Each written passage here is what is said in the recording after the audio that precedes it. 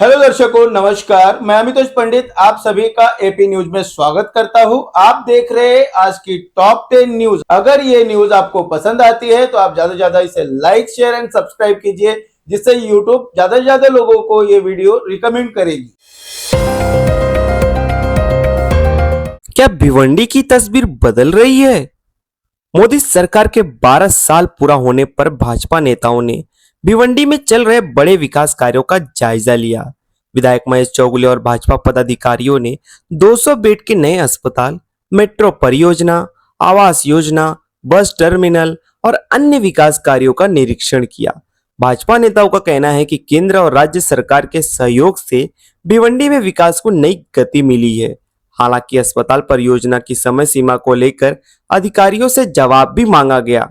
वहीं भाजपा ने कहा कि आने वाले समय में शहर के विकास के लिए नई योजनाएं लागू की जाएंगी।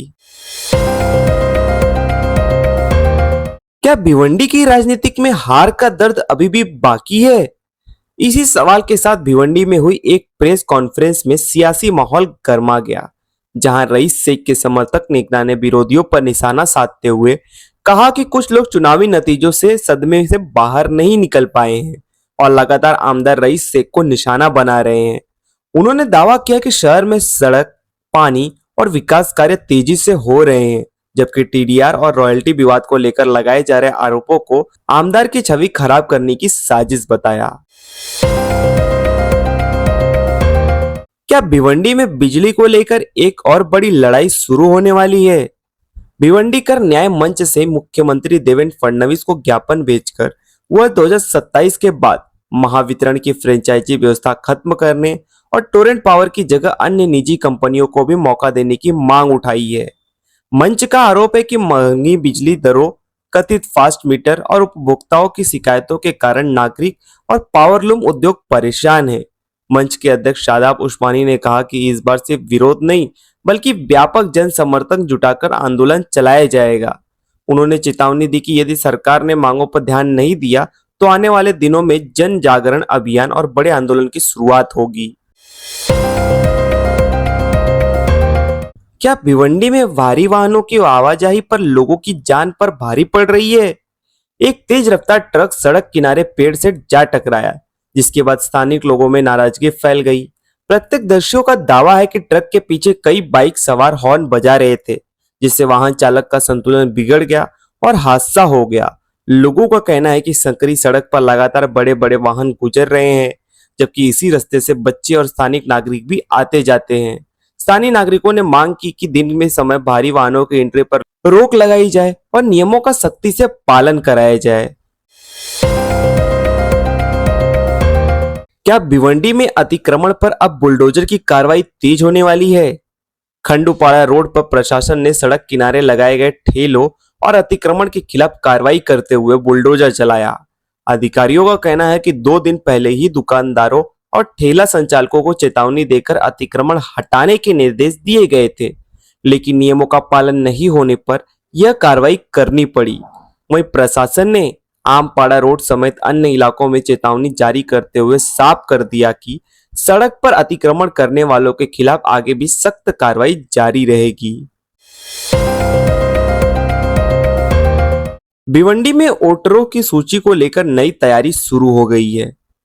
भिवंडी पूर्व के विधायक रईस शेख ने नागरिकों से अपने वोटर वितरण की जांच करने और आगामी एसआईआर प्रक्रिया में सक्रिय भागीदारी की अपील की। उन्होंने कहा कि जिस तरह लोग अपनी जरूरती चीजों को सुरक्षा देते हैं, उसी तरह अपने वोट की सुरक्षा करना भी बेहद जरूरी है। रईस शेख ने भरोसा दिलाया कि उनकी टीम और स्वयंसेवक लगातार लोगों का मार्गदर्शन करेंगे ताकि कोई भी वास्तविक मतदाता सूची से वंचित न रह जाए। उन्होंने नागरिकों से लोकांतरित प्रक्रिया में जागरूक होकर भाग लेने की अपील की। भिवंडी पूर्व के विधायक रईस शेख ने इंदिरा गांधी मेमोरियल अस्पताल और मदर एंड चाइल्ड्स केयर का अस्पताल परियोजना की मासिक समीक्षा बैठक कर निर्माण कार्यों की प्रगति का जायजा लिया। बैठक में अब तक हुए काम, बाकी बचे कार्य और तय समय सीमा पर अधिकारियों के साथ चर्चा की गई। रईस शेख ने कहा कि यह परियोजना भिवंडी की स्वास्थ्य व्यवस्था को मजबूत करने के साथ साथ भविष्य में मेडिकल कॉलेज की स्थापना की दिशा में भी एक महत्वपूर्ण कदम साबित होगी। जिससे शहर के नागरिकों को बेहतर चिकित्सक सुविधा मिल सकती है। क्या महाराष्ट्र की राजनीति में फिर होने वाला है बड़ा उलटफेर? शिवसेना सांसद नरेश मस्के के एक बयान ने सियासी चर्चाओं को तेज कर दिया है। शिवसेना यूबीटी के सांसदों के संभावित टूट की खबरों पर प्रतिक्रिया देते हुए नरेश मस्के ने कहा कि जनप्रतिनिधि जनता द्वारा चुने जाते हैं और यदि कोई सांसद उनकी पार्टी में शामिल होने का फैसला करता है तो उसका स्वागत किया जाएगा। उन्होंने यह भी कहा कि दल बदल कानून को लेकर कुछ नेता दूसरों को डराने की कोशिश करते हैं, लेकिन ऐसे राजनीतिक धमकियां ज्यादा प्रभावी नहीं होती। इस बयान के बाद महाराष्ट्र की सियासत में एक नई अटकलों को दौर शुरू हो गया है। जब करके आमदार चुन के आए, जिला परिषद से लेके पंचायत समिति से लेके खासदार तक वो लोग गए हैं। पापड़ उन्होंने बेचे नहीं है, वहां बेच के खासदार नहीं हुए हैं। उनको सब कुछ मालूम है। वो आपके खिलाफ है, आपके नेता के खिलाफ है, आज प्रूव हो गए। लेकिन सर कल जिस तरीके से दोनों ही शिवसेना का वर्धापन मेला होने वाला है, उसको लेकर अगर ये 6 खासदार शिवसेना शिंदे गुट के पास आते हैं तो क्या इसका स्वागत किया जाएगा? देखो किसके साथ जाना है, किसके साथ बैठना है, किस में शामिल होने वाले हैं, वो खासदार खुद डिसीजन लेंगे। अगर हमारे शिवसेना में वो आएंगे, हमारे शिवसेना के, तो उनका वहां स्वागत करेंगे हम लोग। उनका ही क्यों, हर एक कार्यकर्ता का आप लोग स्वागत करेंगे। हमारे साथ आएंगे, हमारे साथ जुड़ेंगे, तो उनका स्वागत है।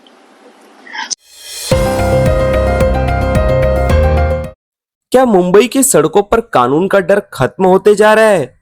दहिसर के ओरीपाड़ा इलाके में सामने आए एक सनसनीखेज मामले ने इलाके में दहशत फैला दी है, जहां एक युवक पर कथित तौर पर कुछ लोगों ने धारदार हथियारों और लाठियों से हमला कर दिया। बताया जा रहा है कि यह पूरी वारदात सीसीटीवी कैमरे में कैद हो गई है। घटना के बाद स्थानिक लोगों में भय का माहौल है, जबकि पुलिस मामले की जांच में जुटी हुई है। अब सबकी नजर इस बात पर है कि आरोपियों के खिलाफ किस तरह की कार्रवाई की जाती है।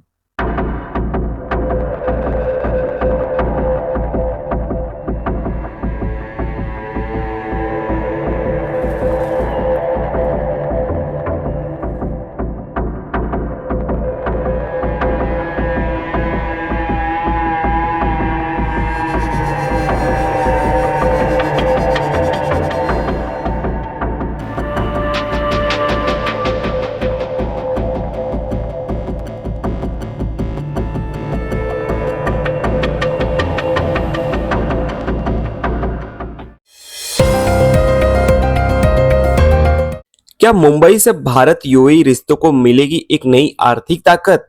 मुंबई में आयोजित एक विशेष समारोह में आरबीएल बैंक में यूएई के एमिरेट्स एनबीडी द्वारा $3 अरब के बड़े निवेश की घोषणा की गई। इस मौके पर मुख्यमंत्री देवेंद्र फडणवीस और केंद्रीय वित्त मंत्री निर्मला सीतारमण भी मौजूद रहीं। मुख्यमंत्री ने कहा कि यह निवेश भारत और संयुक्त अरब अमीरात के बीच मजबूत होते आर्थिक संबंधों का प्रतीक है और यह भारत की तेजी से बढ़ती अर्थव्यवस्था पर वैश्विक भरोसे को भी दर्शाता है। इस साझेदारी को देश के बैंकिंग और वित्तीय क्षेत्र के लिए एक महत्वपूर्ण मील का पत्थर माना जा रहा है।